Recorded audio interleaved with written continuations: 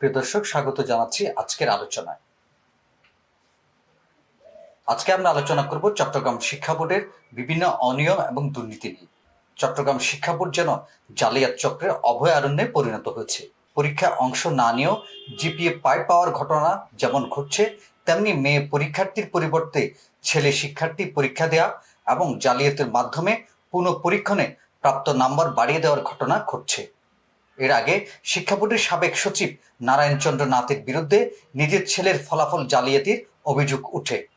ওই ঘটনায় নারায়ণচন্দ্র নাথকে সাসপেন্ড, থানায় মামলা এবং মামলার পর কারাগারে ঠাঁই হয় তার। ফলাফল বাতিল করা হয় নারায়ণচন্দ্রের ছেলের। এরই মধ্যে শিক্ষা বোর্ডের গুদাম থেকে পাবলিক পরীক্ষায় অব্যবহৃত লাখ লাখ অলিখিত খাতা এবং লুজশিট গায়েবের ঘটনা ঘটেছে। এসব ঘটনার পরও ধরাছোঁয়ার বাইরে থেকে গেছেন দুর্নীতিবাজরা, আর কর্তৃপক্ষ তদন্ত কমিটি গঠন করে যেন দায় সারছেন। এইসব অভিযোগের প্রেক্ষিতে দুর্নীতি দমন কমিশনের একটি টিম রোববার অভিযান চালায় চট্টগ্রাম শিক্ষা বোর্ডে। এ সময় তারা বিভিন্ন নথি খতিয়ে দেখেন এবং তথ্য উদ্ঘাটন করেন। চট্টগ্রাম শিক্ষা বোর্ডের কর্মকর্তাদের সাথে আলাপ করে জানা গেছে, গত বছরে এসএসসি পরীক্ষায় চট্টগ্রামের বাঁশখালী চম্বল উচ্চ বিদ্যালয়ে 2 শিক্ষার্থী আইসিটি বিষয়ে পরীক্ষায় অংশগ্রহণ না করে জিপিএ 5 পেয়ে পাশ করেছেন। ঘটনাটি জানাজানি হওয়ার পর কুমিল্লা শিক্ষা বোর্ড থেকে 2 জন প্রোগ্রামার এনে চট্টগ্রাম শিক্ষা বোর্ডের এইসব তথ্য যাচাই বাছাই শুরু করলে আরও চাঞ্চল্যকর তথ্য বেরিয়ে আসে। এতে দেখা যায় আরও 15 জন পরীক্ষার্থী আইসিটি পরীক্ষা না দিয়ে জিপিএ 5 পেয়ে উত্তীর্ণ হয়েছেন। পরে অবশ্য তাদের ফলাফল বাতিল করে কর্তৃপক্ষ। এদিকে এসএসসি পরীক্ষায় পুনঃপরীক্ষণে 19 পরীক্ষার্থীর নাম্বার বাড়িয়ে দেওয়ার অভিযোগ উঠে আসে। এতে দেখা যায় খাতার নাম্বারের সাথে সার্ভারে থাকা ফলাফল শিটে ব্যাপক গরমিল রয়েছে। সার্ভার শিটে বাড়তি নাম্বার দেওয়ার তথ্য পাওয়া যায়। প্রাথমিক তদন্তে 19 পরীক্ষার্থীর 34টি খাতায় যে নাম্বার রয়েছে তার চেয়ে সার্ভারে 10 থেকে 20 নম্বর পর্যন্ত বাড়িয়ে দেখানো হয়েছে। বলি আমি ব্যাপারটাকে সিরিয়াসলি নিয়েছি বিধায়ী তো আমি তাৎক্ষণিকভাবে অ্যাকশনে গেলাম। আমি যদি এটাকে রেখে দিতাম তাহলে তো আপনারাও জানতেন অনেক পরে। কিন্তু আমি জিনিসটাকে ওভাবে হালকাভাবে দেখি না। ব্যাপারটা হালকাভাবে দেখার বিষয় না, কারণ চট্টগ্রাম বোর্ডে এর আগে এই জাতীয় একটা ঘটনা ঘটেছে, আপনারাই জানেন, আমি তখন ছিলাম না। তো সেই আলোকে আমি চিন্তা করলাম যে আগে তদন্ত হয়ে যাক, তারপরে কি হয় দেখা যাবে, সত্য মিথ্যা যাই হোক একটা কিছু তো বেরিয়ে আসে। জালিয়াতি এখানেই শেষ নয়, মেয়ের পরিবর্তে ছেলেকে দিয়ে পরীক্ষা দেওয়ার ঘটনাও ঘটেছে। এতে লাখ লাখ টাকা লেনদেন হয়েছে বলে অভিযোগ উঠেছে খাগড়াছড়ির শহীদ লেফটেন্যান্ট মুশফিক হাই স্কুলের পরীক্ষার্থী Sadia Jahan Lovely, roll number 714768, registration number 2114469217 এর নাম পরিবর্তন করে পিয়াল আশরাফ শান্তের নামে প্রবেশপত্র তৈরি করা হয়। অনুসন্ধান বলছে, চট্টগ্রাম শিক্ষা বোর্ডের গুদাম থেকে অলিখিত 6 লাখ খাতা এবং 4.5 লাখ লুজ শিটও উধাও হয়ে গেছে। গুদামে মাধ্যমিক ও উচ্চ মাধ্যমিক পরীক্ষার জন্য বিশেষায়িত খাতা থাকার কথা ছিল 16,45,189টি, কিন্তু গণনার পর 10,47,000 খাতা পাওয়া গেছে। একই সঙ্গে 12,48,790টি অতিরিক্ত খাতা বা লুজ শিট স্থলে পাওয়া যায় 8 লাখ খাতা। ফলাফল কেলেঙ্কারি, তারপরে অজস্র কাগজ কেনার প্রসঙ্গটা যখন আসছে, সেখানে 18,46,00,000 টাকার বিশাল একটা অডিট আপত্তি। তাহলে আমি চিন্তা করলাম যে 18 কোটি টাকার অডিট আপত্তি, এতগুলো খাতা। আমি জয়েন করার সময় আপনারাও দেখছেন, অনেকে হয়তো অনেক দিন পরে আসছেন, আমি তো বিশেষ করে যেতে চিনি যে অনেক দিন পরে আসছে, যে আমার ক্যাম্পাসে ঢোকার সুযোগ ছিল এত খাতা। তো এখন আমি আমার কাছে যদি ভুল না হয়, আমি কি 26/6 আর 16/6 এদের বোধহয় একটা ডেট আমি একটা কমিটি করে দিয়েছি, আপনি বোধহয় কমিটির মেম্বার। 16/6 আর 26/6 অর্থাৎ জুন মাসে এই চট্টগ্রাম বোর্ডের ইতিহাসে অর্থাৎ 30 বছর পরে স্টক রেজিস্টার একটু আপডেট করার আসলে কি আছে আমি তো জানি না। আমি তো কাগজ কিনছি, কাগজ, কিন্তু আমি যা কিনছি তা আসছে কিনা এবং যা থাকার কথা তা আছে কিনা আমরা কেউ জানি না।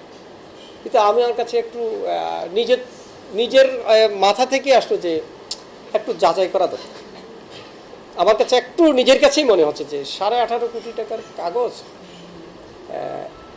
বিশাল অনেক কাগজ আমার কাছে। তারপরেও একটু যাচাই করি, যার কারণে আমি একটা কমিটি করে দিয়েছি। কমিটি আমাকে প্রাথমিক যে অনুমোদন এই রিপোর্টটা দিল, প্রাথমিক অনুমোদন, সেখানে এখনও আমার মাধ্যমিক এবং উচ্চ মাধ্যমিকের কেন্দ্র থেকে যে মালামাল আসছে সেটা কাউন্টে এখনও আসে নাই, কিন্তু বাস্তবে এখন যে প্রাথমিক রিপোর্টে নিয়ার অ্যাবাউট প্রায় 10 লাখ অতিরিক্ত মূল উত্তরপত্র এবং অতিরিক্ত উত্তরপত্রের একটা গড়মিল পাওয়া গেছে। তা আমি সচিব স্যারকে বলেই দিয়েছি, এটা আমার ফাইল অনুমোদন হয়ে গেছে। উনি বোধহয় আজকে বললাম যে আপনি যা আছে যে প্রাথমিক প্রতিবেদনের ভিত্তিতে এই একটা থানাতে একটা জিডি করতে হবে। কারণ যে কেউ প্রশ্ন করছে, আজকে আপনারা সবাই আসছেন প্রশ্ন করতে, স্যার এতগুলো খাতা এবং এতগুলো খাতা আপনার আগে আমি নিজেই তো আটকে উঠলাম যে এত খাতা আমার কাগজে আছে, বাস্তবে নাই। এটা তো খাতাগুলো তো আমার ক্যালকুলেট যদি করতে যাই তাহলে আপনি 10 লাখ কিন্তু 20 টাকাও করে যদি ধরি, বিশাল টাকা। আর কিছু জিনিস আছে সামান্য, সেটা আমার ওএমআরগুলা নিয়ার অ্যাবাউট 1,30,000 ওএমআর, এটা নষ্ট হয়ে গেছে। এর আগে 2023 সালে এইচএসসি পরীক্ষার নিজের ছেলের ফল জালিয়াতি ধরা পড়েন চট্টগ্রাম শিক্ষা বোর্ডের তৎকালীন সচিব অধ্যাপক নারায়ণ চন্দ্র নাথ। পরে তাকে বরখাস্ত করা হয়, তার বিরুদ্ধে মামলা হয় এবং তিনি ওই ঘটনায় জেলে পর্যন্ত যান। ওই মামলার অন্য আসামিরা হলেন নারায়ণ চন্দ্র নাথের ছেলে নক্ষত্র দেবনাথ, চট্টগ্রাম শিক্ষা বোর্ডের সাবেক senior system analyst Kibria Masud Khan এবং সাবেক চেয়ারম্যান অধ্যাপক মুস্তফা কাসরুল আক্তার। এখন দেখার বিষয়, দুদক তাদের অভিযানের পর চট্টগ্রাম শিক্ষা বোর্ডের বিভিন্ন অনিয়ম দুর্নীতির সাথে যেসব কর্মকর্তা কর্মচারীরা রয়েছেন তাদের বিরুদ্ধে কি ব্যবস্থা গ্রহণ করেন। অভিযোগটা ছিল চট্টগ্রাম শিক্ষা বোর্ডের এসএসসি 2025 সালের বেশ কিছু শিক্ষার্থী ওনারা ফলাফল পুনর্নিরীক্ষণের আবেদন করেন। এর মধ্যে 34টা পরীক্ষার খাতায় 34টা উত্তরপত্রে জালিয়াতির অভিযোগ রয়েছে। এ ধরনের আমাদের কাছে অভিযোগ ছিল। আমরা এসে আমরা যে সংশ্লিষ্ট যে খাতাগুলো যেগুলোতে জালিয়াতির অভিযোগ রয়েছে ওই খাতাগুলো আমরা দেখেছি।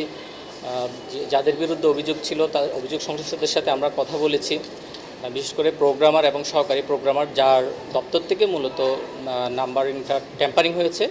আমরা ওখানে গিয়েছি, ওনাদের বক্তব্য নিয়েছি, ওখান থেকে কিছু রেকর্ডপত্র আমরা জব্দ করেছি। তো মূলত যে ঘটনাটা হয়েছে সেটা হচ্ছে এখানে 19 জন শিক্ষার্থীর 34টা উত্তরপত্রে জালিয়াতি হয়েছে।